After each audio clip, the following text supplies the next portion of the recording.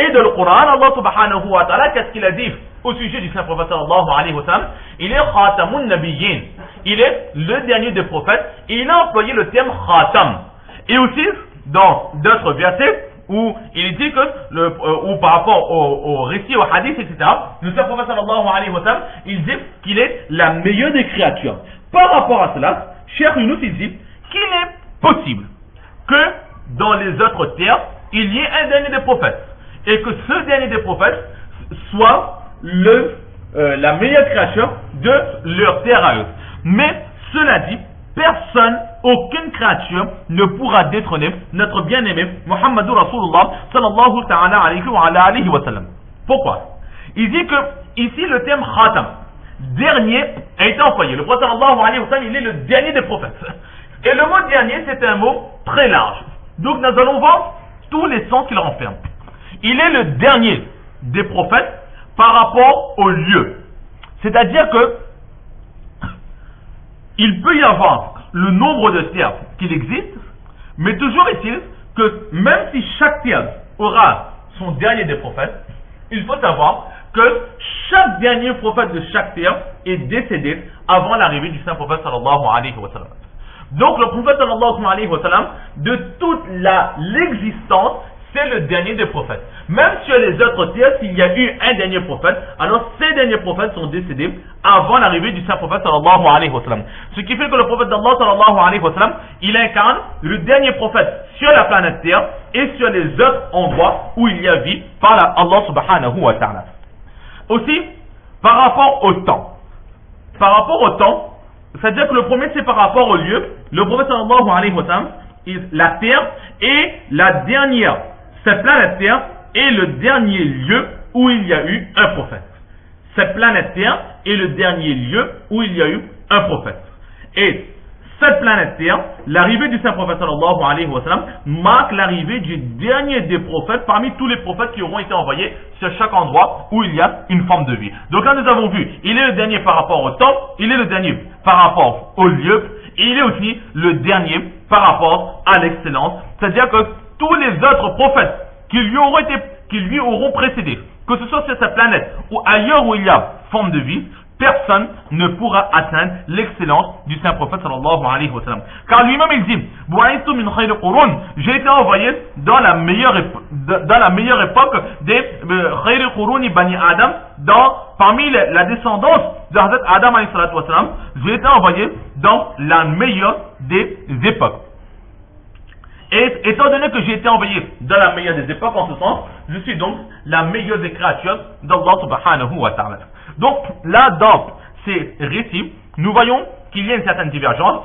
Alors, ou bien, il y a 7 terres positionnés les unes sur les autres. Est-ce que ces 7 terres représentent 7 parties spécifiques sur le globe terrestre? Est-ce que c'est 7 autres planètes? Est-ce que c'est 7 façons, 7 autres galaxies? Ou bien même certains qui disent que cette terre représente tout simplement les couches terrestres.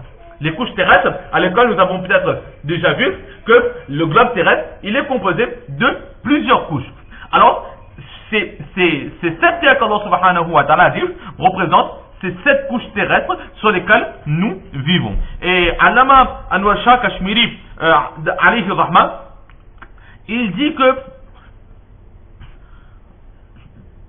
il y a plusieurs couches terrestres. Lui parle de cet avis que peut-être ici les terres représentent les couches terrestres. Alors il y a au milieu le noyau. Le noyau il est plein. Il n'a pas de vide. Et ensuite, au milieu de ce noyau, il y a vraiment la racine même de la planète terrestre. Et ensuite, il y a, ou plutôt Allama Shah Kashmiri, ce n'est pas son avis, mais il dit que certaines personnes partent de cet avis que c'est une couche terrestre avec au milieu le noyau et au-dessus il y a plusieurs couches. Mais il dit que là, c'est peut-être scientifiquement vrai, mais cette découverte-là ne prouve pas forcément que le Coran ou les hadiths font allusion à cette découverte scientifique. Donc, maintenant, quelle est la vérité? Que signifie vraiment c'est cette terre? Allah subhanahu wa ta'ala, lui seul, sait mieux ce qu'il a créé et comment est-ce qu'il a créé. Maintenant, Allama Bukhari, Imam Bukhari alayhi rahman, il nous a parlé il nous a donné cette première preuve avec la création des 7 cieux et de 7 terres. Nous venons d'expliquer un petit peu au sujet de ces 7 terres. Les 7 cieux, c'est beaucoup plus simple. C'est 7 cieux superposés les uns au-dessus des autres. Dans chaque cieux se trouvent des anges qui sont en train de faire les adorations d'Allah subhanahu wa ta'ala. Lorsque le saint prophète sallallahu alayhi wa sallam, il est parti pour le Mi'raj, alors il a visité tous ces cieux. Et ensuite, il est arrivé jusqu'au Sidratul Muntaha. Et au-delà de cela, se trouve Allah subhanahu wa ta'ala. Mais ne pas dire qu'Allah, il se trouve dans les cieux. Pourquoi? Parce que Allah, il est pur de forme, il est pur de corps. C'est-à-dire que si on va dire qu'Allah subhanahu wa ta'ala, il est dans les cieux, cela voudra dire qu'il n'est que dans les cieux, on lui aura attribué un corps, une forme. Or, Allah subhanahu wa ta'ala, il est pur de cela. Allah, il est omniprésent, il est omnipotent. Donc, Allah, il est partout, mais il y a quand même les 7 cieux. Dans chaque cieux se trouvent les anges. Et ensuite, il y a ces 7 terres avec cette divergence. Qu'est-ce que signifie vraiment ces terres? Maintenant, une question qui se pose, c'est qu'il y a 7 terres et 7 cieux. Alors, qu'est-ce qui a plus de valeur entre les cieux et la terre aux yeux d'Allah subhanahu wa ta'ala? Qu'est-ce qui a plus de prestance, plus de valeur? Certaines personnes disent que la terre a plus de valeur que les cieux. Pourquoi? Parce que sur la terre sont nés les prophètes, ils ont vécu sur cette terre, ils sont décédés, ils sont enterrés sur cette terre. Et les prophètes, ce sont des créatures très aimées d'Allah subhanahu wa ta'ala, parmi lesquelles se trouve la meilleure des créatures, Muhammadur Rasulullah sallallahu alayhi wa sallam. D'autres personnes sont d'avis que les cieux ont plus de valeur que la terre. Car même si la terre renferme en elle les prophètes alayhi wa sallam et les pieux, mais sur terre, énormément de péchés sont accomplis. Alors que dans les cieux, il n'y a que des serviteurs qui adorent constamment Allah subhanahu wa ta'ala, et dans les cieux, aucun péché n'est accompli.